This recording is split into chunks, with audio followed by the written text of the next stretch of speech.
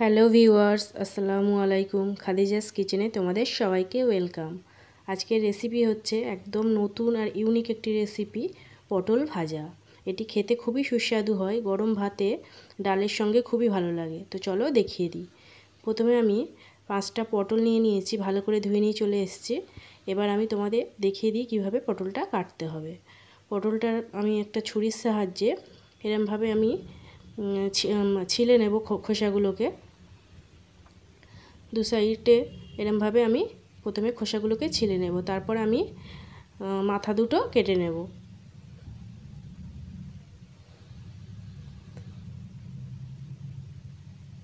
এভাবে আমি সবগুলো পটল কেটে নেব। তারপরে আমি পটলটাকে মাঝখান থেকে দুভাগ করে নেব, দু টুকরো করে নেব।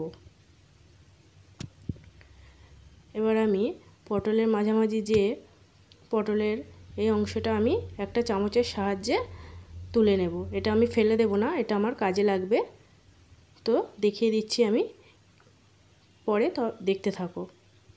এভাবে আমি পটলগুলোকে মাঝখানটা আমি পরিষ্কার করে নেব।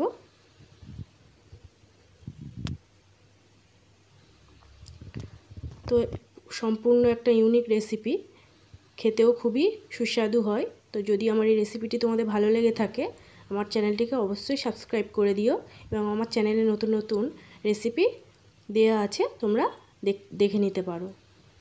এইভাবে আমি সব পটলগুলোর দানা বের করে নিয়েছি। নিয়ে আমি মাঝখানের অংশগুলোকে হাত দিয়ে ভালো করে আমি মাখিয়ে নেব, এবং দানাগুলোকে আমি ফেলে দেবো। দানাগুলো গালে পড়লে ভালো লাগবে না।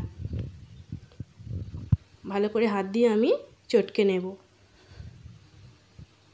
এবার আমি ওর মধ্যে দিয়ে দেবো একটা ছোট সাইজের সেদ্ধ আলু,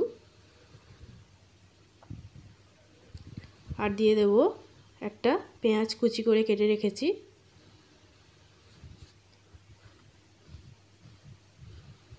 তারপর দেব আমি একটা কাঁচা লঙ্কা, তোমরা চাইলে কাঁচা লঙ্কাটা আরও বেশি দিতে পারো। এবার আমি দিয়ে দেব পরিমাণ মতো নুন, একটুখানি হলুদ গুঁড়ো, একটুখানি জিরে গুঁড়ো, আর একটুখানি ধনে গুঁড়ো, আর দিয়ে দেব 2 চামচ মতো কর্নফ্লাওয়ার।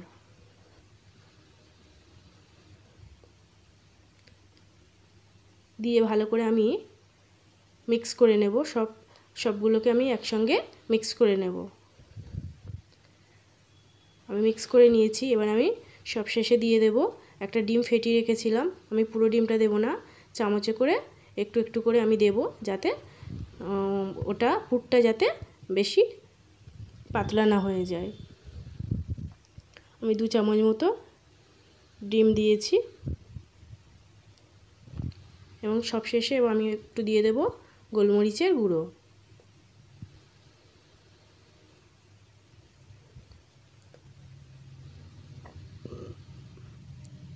পুরটা আমার রেডি হয়ে গেছে। এবার আমি পটলের এই যে মাঝামাঝি অংশটা আছে, এর মধ্যে আমি পুরগুলোকে ভালো করে চেপে চেপে দিয়ে দেব। দিয়ে আমি চামচের সাহায্যে একেবারে একটু চেপে চেপেই দেব। আমি সব পটলগুলোতেই পুরগুলো ভরে নেব।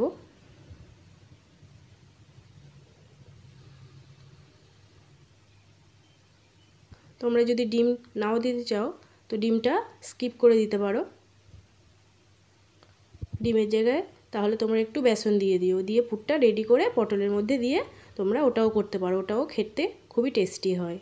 তো আমার সবগুলো পুর রেডি হয়ে গেছে। এবার আমি ভেজে নেব। আমি ফ্রাই প্যানের মধ্যে একটু সর্ষের তেল দিয়ে একটু বেশি পরিমাণেই দিয়েছি। দিয়ে আমি পটলটা কিভাবে দিচ্ছি দেখো বন্ধুরা। আমি এটা যেদিকে পুর দিয়েছি সেটা আমি নিচের দিকে দিলাম, যাতে পুরগুলো বাইরে বেরিয়ে না আসে।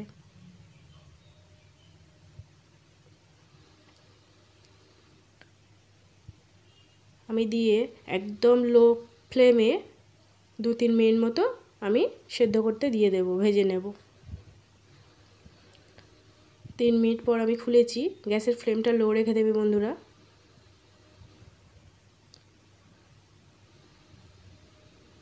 এদিকটা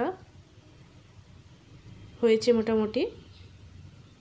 আমি আবার ঢাকনা দিয়ে দেব, দিয়ে পিছন সাইডটা আরও 3-4 মিনিট আমি সেদ্ধ করে নেব।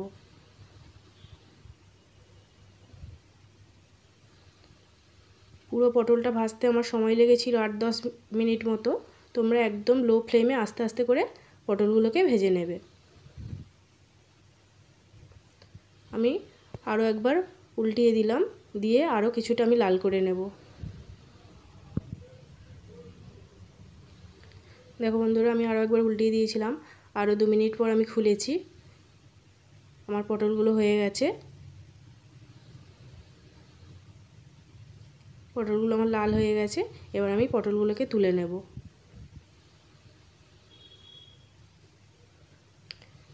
একইভাবে আমি বাকি পটলগুলোকেও ভেজে নেব।